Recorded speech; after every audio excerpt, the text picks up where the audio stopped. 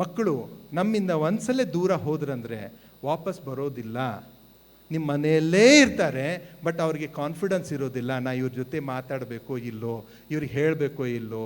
ಇವತ್ತು ಯಾರಪ್ಪ ಒಳ್ಳೆ ತಂದೆ ತಾಯಿ ಇವತ್ತಿನ ಜಗತ್ತಿನಲ್ಲಿ ಒಳ್ಳೆ ತಂದೆ ತಾಯಿ ಅಂದರೆ, ಮಕ್ಕಳು ತಮ್ಮ ಸೀಕ್ರೆಟ್ಸು, ತಮ್ಮ ಜೀವನದಲ್ಲಿ ಆಗ್ತಾ ಇರೋ ವಿಷಯಗಳನ್ನು ನಿಮ್ಮ ಮುಂದೆ ಬಂದು ಸರಾಗವಾಗಿ ಹೇಳ್ತಿದ್ರಂದರೆ you are the best parents. ನೀ ಕ್ವಾಲಿಫೈಡ್ ಇದೆಯೋ, ದೊಡ್ಡ ಆಫೀಸರ್ ಇದೆಯೋ, ಸಣ್ಣ ಆಫೀಸರ್ ಇದೆಯೋ, ಇದು ಡಸಂಟ್ ಮ್ಯಾಟರ್. ಮಕ್ಕಳು ತಮ್ಮ ಜೀವನದಲ್ಲಿ ಆಗ್ತಾ ಇರೋದನ್ನು ನಿಮ್ಮ ಮುಂದೆ ಬಂದು, ಅಪ್ಪ ರೀ ನಮ್ದು ಹಿಂಗೆ ಆತೈತೆ ರೀ, ನನಗೆ ಯಾಕೋ ಮನಸ್ಸು ಚಂಚಲ ಆತೈತೆ ರೀ, ಓಕೆ ಏನೋ ನೋಡಿದ ತಕ್ಷಣ ಪ್ರೌಢಾವಸ್ಥೆಗೆ ಬಂದಿರ್ತಾರೆ. ಪ್ರೌಢಾವಸ್ಥೆಗೆ ಬಂದಾಗ ಇನ್ನೊಬ್ರ ಕಡೆ ಅಟ್ರಾಕ್ಷನ್ ಆಗೋದು, ಏನೋ ಅನಿಸೋದು, ಯಾರೋ ಏನೋ ಅಂದಾಗ ಒಂದು ಲವಲವಿಕೆ ಬರೋದು, ಹಿಂಗೆ ಅನ್ಸಾತೈತ್ರಿ ಅಪ್ಪಾರ, ನಾ ಏನು ಮಾಡಬೇಕು ಅಂತ ಕೇಳಿದರೆ you are the best father. ಕೇಳಿದ್ರೆ ನಿಂಗೆ ಹೇಳಕ್ಕೆ ಬರೋದಿಲ್ಲ ವಾಪಸ್ಸು, that is a different aspect. ನೀ ಯಾರ್ದ್ರ ಕಡೆ ಅವ್ರ ಕಡೆ ಸಲಹೆ ಸೂಚನೆ ಕೊಡ್ಬೋದು.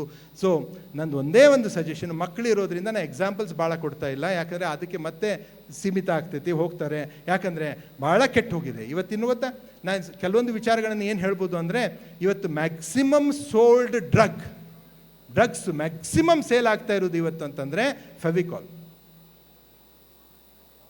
ಹೌದಾಯ್ತಾ? ನಿಮ್ಮ ಗಾಂಜಾ, ಅಫೀಮು, ಪೇಪರ್ನ ನ್ಯೂಸ್ ಬರುವೆಲ್ಲ ಅವೆಲ್ಲ ಸೆಕೆಂಡ್ರಿ.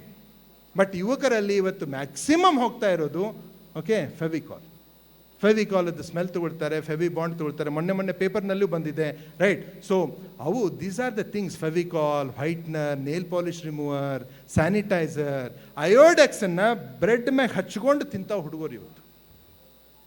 ಅಷ್ಟು ಫ್ರಸ್ಟ್ರೇಷನ್. ಮಾನಸಿಕವಾಗಿ ಅವ್ರನ್ನ ಗಟ್ಟಿ ಮಾಡಿ. ಯಾವಾಗ ಗಟ್ಟಿತನ ಬರುತ್ತೆ ಅಂದರೆ, ಅಪ್ಪ ಅಮ್ಮ ನನ್ನ ಜೊತೆ ಇದ್ದಾರೆ ಅಂದ ಗಟ್ಟಿತನ ಬರುತ್ತೆ. ಅವಾಗ ನೀವು ದೂರ ಸರಿತೀರಾ, ಅವರು ಫ್ರೆಂಡ್ಸ್ ಜೊತೆ ಭಾಳ ಇದು ಮಾಡ್ತಾರೆ. ನಮ್ಮ ಕಾಲದಲ್ಲಿ ಗೆಳೆಯರೆ, ನಮ್ಮ ಸಮಯದಲ್ಲಿ ನಮಗೆ ಪಾಲಕರು ಭಾಳ ಆದರ್ಶವಾಗಿದ್ದರು ಮೊದಲು. ಎರಡನೇದು ಟೀಚರ್ಸು, ಮೂರನೇದು ಗೆಳೆಯರು, ನಾಲ್ಕನೇದು ಮೀಡಿಯಾ. ಗೊತ್ತಾಯ್ತಾ? ನಮ್ಗೆ ಮೀಡಿಯಾ ಅಂದರೆ ಯಾವುದಿತ್ತು? ಬರೀ ಧಾರಾವಾಹಿ, ದೂರದರ್ಶನ, ಓಕೆ, ಒಂದು ಚಂದನ ಟಿ ವಿಯಲ್ಲಿ ಒಂದು ನ್ಯೂಸ್ ಬರ್ತಾ ಇತ್ತು, ಆಮೇಲೆ ಚಿತ್ರಹಾರ ಬರ್ತಿತ್ತು, ಆಮೇಲೆ ಹಗರ್ಕ ರಾಮಾಯಣ ಮಹಾಭಾರತ ಬಂತು. ಇಷ್ಟೇ ನಮ್ಗೆ ಸೀಮಿತ. ಆವಾಗ ಕ್ರಿಕೆಟ್ ಬರೋಕ್ಕೆ ಚಲೋ ಆಯಿತು, ಇಷ್ಟೇ ಸೀಮಿತ ಇತ್ತು ನಮ್ಮದು ಮೀಡಿಯಾ. ಇದನ್ನು ಬಿಟ್ಟು ನಮ್ದೇನಿತ್ತು? ಆಲ್ ಇಂಡಿಯಾ ರೇಡಿಯೋ ಒಂದು ಹಾಡ್ತಿತ್ತು ಅಷ್ಟೇ. ಸೊ ನಮ್ಮ ಸಮಯದಲ್ಲಿ ಪಾಲಕರು first, second teachers, third friends, last media ಇತ್ತು. ಬಟ್ ಇವತ್ತಿನ ಕಾಲದಲ್ಲಿ first media, second friends, third teachers, fourth parents. ನಮ್ಮ ಪೊಸಿಷನ್ ಹೋಗ್ಬಿಟ್ಟೈತಿ. ಲಾಸ್ಟ್ ನಮ್ಮ ಜೊತೆ ಹೇಳ್ಕೊಳಕ್ಕೆ ಹೋಗ್ತಾರೆ ಅವರು. ಸೊ ಅದಕ್ಕೆ ಪ್ರತಿಯೊಂದು ಮನೆಯಲ್ಲಿ ಶಾಂತತೆ ಇರಬೇಕು, ಮಕ್ಕಳು ಸದೃಢವಾಗಿ ಬೆಳಿಬೇಕು. ಅವರು ಬಂದು ನಮ್ಮ ಜೊತೆ ಏನೋ ಡಿಸ್ಕಸ್ ಮಾಡಬೇಕು, ನಮ್ಮ ಜೊತೆ ಸಮಾಲೋಚನೆ ಮಾಡಬೇಕು. ನಾವು ಅವ್ರಿಗೆ ಸರಿಯಾದ ವ್ಯಕ್ತಿಗಳನ್ನು ಪರಿಚಯ ಮಾಡಿಸ್ಬೇಕು. ಅದರ ಬಗ್ಗೆ ಜ್ಞಾನ ಇದ್ದರೆ ಹೇಳಿ, ಜ್ಞಾನ ಇಲ್ಲ ಅಂದರೆ ಜ್ಞಾನ ಇದ್ದವ್ರ ಕಡೆ ಕರ್ಕೊಂಡು ಹೋಗಿ ಅವ್ರ ಜೊತೆ ಕನೆಕ್ಟ್ ಮಾಡಿದಾಗ beautiful things will happen. Can you understand? So ಕೊನೆಯ ಮೆಸೇಜ್ ಏನಪ್ಪ ಅಂದರೆ, ಒಂದು ಪ್ರತಿಭಾ ಪೋಷಕ ನಿಮಗೆ ಏನೋ ಒಳ್ಳೆ ಹುಡುಗರಿಗೆ ಏನೋ ಹಾನರ್ ಮಾಡ್ತಾ ಇದ್ದೀರಾ, ಅದನ್ನು ರಿಯಲಿ ಹಾನರ್ ಮಾಡಿ. This is my request. ಯಾವುದೋ ಕಾರಣದಿಂದ ಸಭೆಯಲ್ಲಿ ಅದು ಆಗಲಿಲ್ಲ ಅಂದ್ರೂ ಹೊರಗಡೆ ಇದ್ದಾಗ ಅಟ್ಲೀಸ್ಟ್ ಒಬ್ಬೊಬ್ಬರು ನೀವು 10 ಮಕ್ಕಳನ್ನಾದರೂ ಮಾತಾಡಿಸಿ ಒಂದು ಸ್ವಲ್ಪ ಶಬಾಷ್ ಹೊಡೆದು ಅವ್ರಿಗೆ ಖುಷಿ ಪಡೋದು ಒಳ್ಳೆಯದು. ನೀವೇ ದಿನ ಬೆಟ್ಟಾಗ್ತೀರಿ.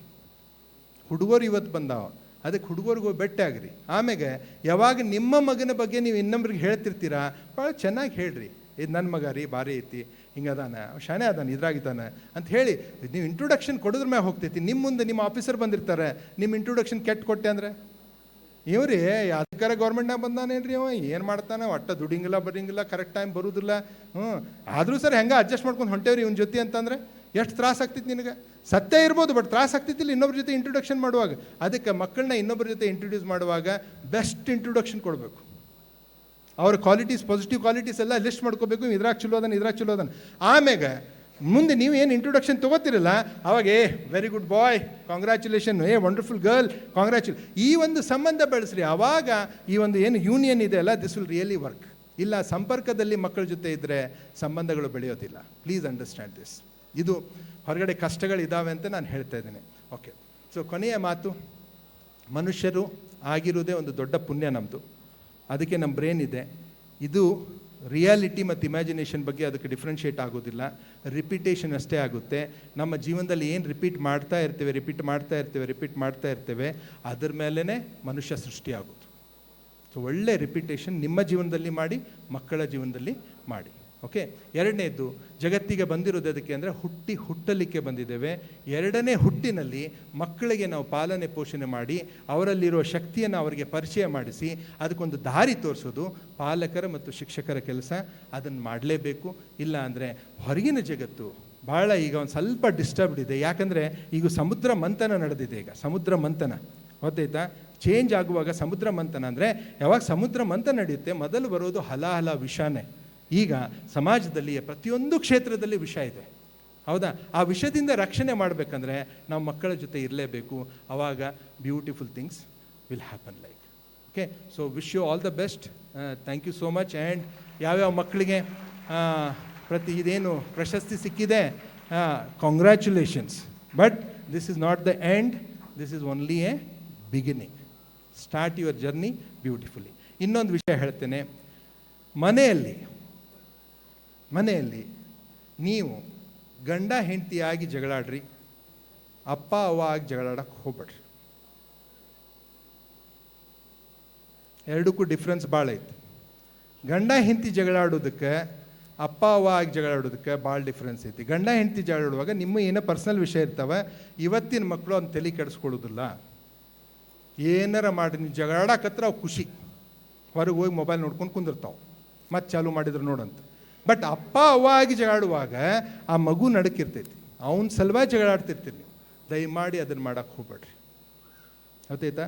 ಮುತ್ತೂರು ಕೃಷ್ಣಮೂರ್ತಿಯವರು ಏನಿದ್ರು ಗೊತ್ತಾಯ್ತಾ, ಅವರು 80 ವರ್ಷದವರಿದ್ದಾಗ, ಅವರು 70 ವರ್ಷದವರಿದ್ದಾಗ, 70 ವರ್ಷದವರಿದ್ದಾಗ ಅವ್ರ ತಾಯಿ 80 ವರ್ಷದಾಗಿದ್ದಾಗ ಕೇಳ್ತಾರೆ ಏನಂಥೇಳಿ, ಅಮ್ಮ ನಾವು ಚಿಕ್ಕವರಿದ್ದಾಗ ನಾನು ಅಂಗಡಿಗೆ ಬರ್ತಿದ್ದೆ, ಅಂಗಡಿಗೆ ಹೋಗಿ ಬಂದ ತಕ್ಷಣ ಮತ್ತೆ ಅಂಗಡಿ ಕಳಿಸ್ತಿದ್ದಿಲ್ಲ, ನೀವು ಹೊಳ್ಳಂಬಳ ಅಂಗಡಿಗೆ ಒಂದು 4-5 ಸಲ ಅಂಗಡಿ ಕಳಿಸ್ತಿದ್ದಿಲ್ಲ ಕೆಲವೊಂದು ದಿವಸ. ಯಾಕೆ ಅಂತ ಕೇಳ್ತಾರೆ. ಇವ್ರು ದೊಡ್ಡವರಾದಾಗ ಈಗ ಅಜ್ಜಿ ಆಗ್ಬಿಟ್ಟಾರ, ತಾಯಿ ಕೇಳ್ತಾಳೆ, ಯಾಕೆ ನೀವು ಹಂಗೆ ಕಳಿಸ್ತಿದ್ದೀವಿ ಹೊಳ್ಳಂಬಳ ಅಂಗಡಿಗೆ? ಅವಾಗ ತಾಯಿ ಹೇಳ್ತಾಳೆ, ಇಲ್ಲಪ್ಪ ಅವಾಗ ನಾನು ನಿಮ್ಮಪ್ಪಂದು ಜಗಳ ನಡೆದಿರ್ತಿತ್ತು, ಯಾವಾಗಾರ ನಿಮ್ಮಪ್ಪ ಕೈ ಎತ್ತಿದ್ದ, ಹೊಡೆದ ಬಿಡ್ತಿದ್ದ, ಹೌದಾ? ಆ ಒಂದು ದೃಶ್ಯವನ್ನು ನೀ ನೋಡಿದರೆ ನಿನಗೆ ಅಪ್ಪನ ಮೇಲೆ ಎಲ್ಲಿ ರೋಷ ಬರುತ್ತೆ, ಎಲ್ಲಿ ಬೇಜಾರಾಗುತ್ತೆ, ಇಲ್ಲ ಭಾವನೆ ಚೇಂಜ್ ಆಗ್ತಾವಂತ ಹೇಳಿ ಅಂಥ ಸಂದರ್ಭ ಇದ್ದಾಗ ಒಮ್ಮೆ ನಿನಗೆ ಒಂದೊಂದೇ ಐಟಮ್ ತರಕ್ಕೆ ನಾನು ಅಂಗಡಿ ಕಳಿಸ್ತಿದ್ದೆ.